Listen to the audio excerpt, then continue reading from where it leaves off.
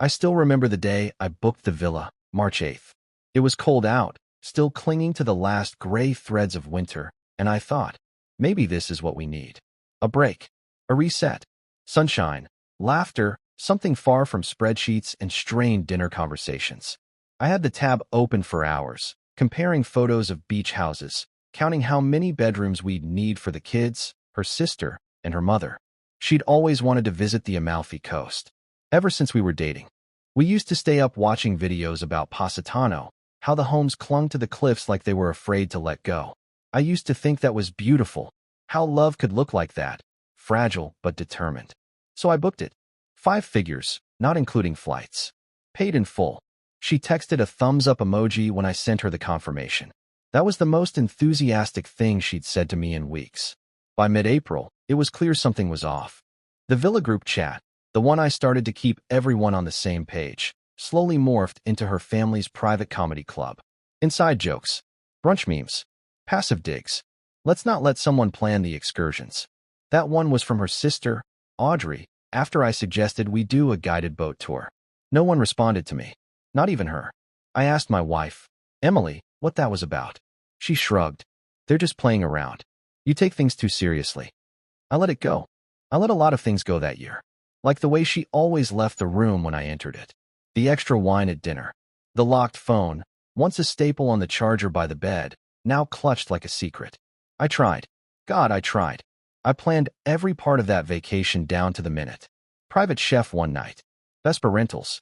An Italian photographer who'd follow us for a day, snapping candid photos like we were one of those Pinterest-perfect families. It was my way of salvaging something that was slipping between our fingers. Then came the Wednesday before the trip.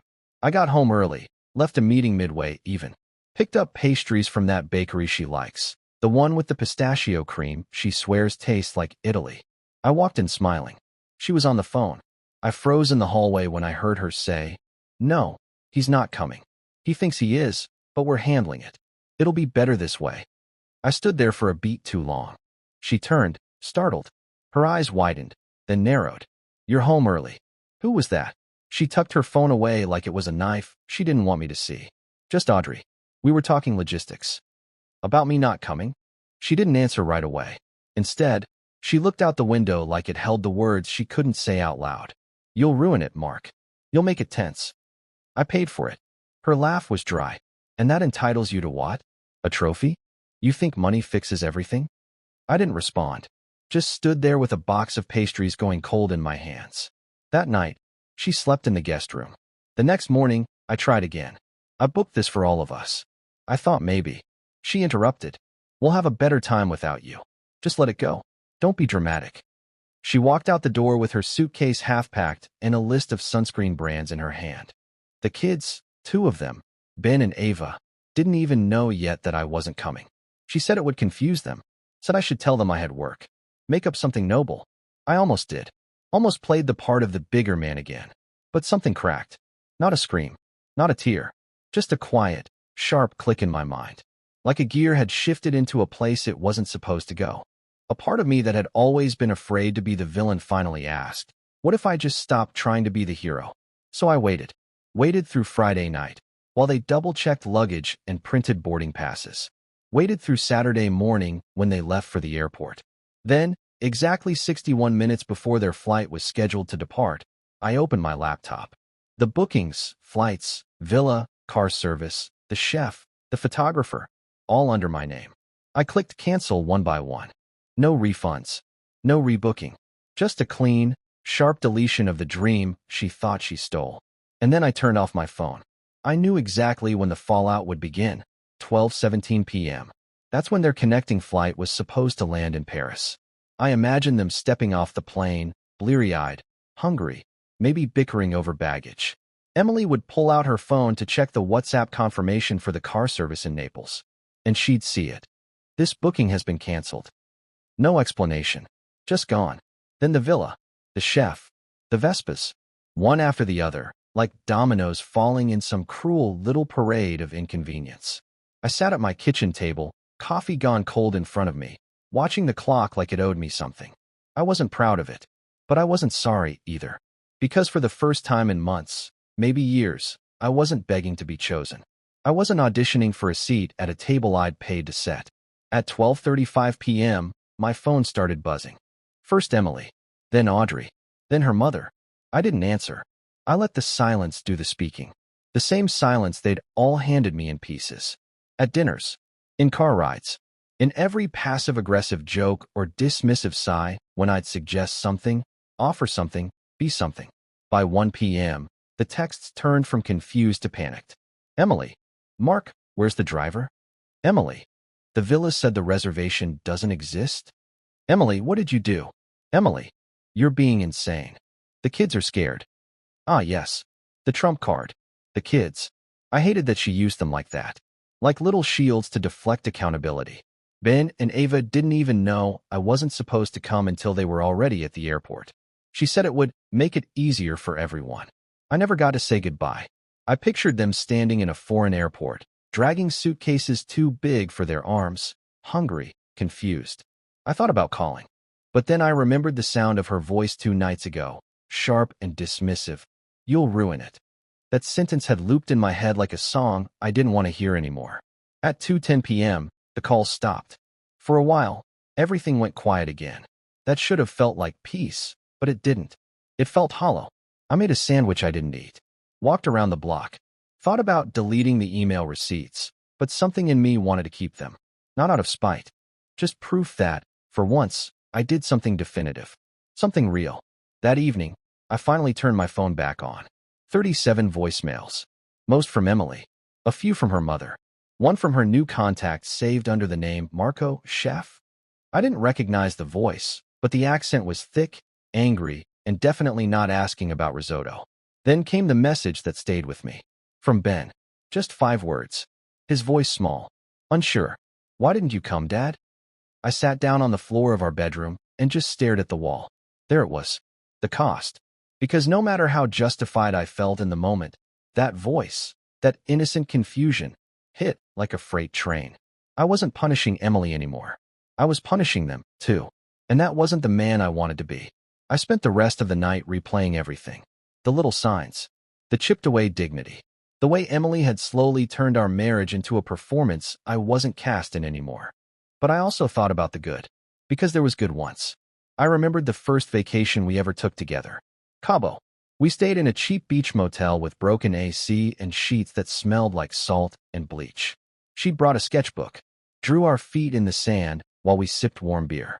She laughed so much that trip. I hadn't heard that laugh in years. Maybe that's what I was mourning, more than anything. The memory of someone I used to know, used to love. She wasn't that person anymore. And maybe I wasn't either.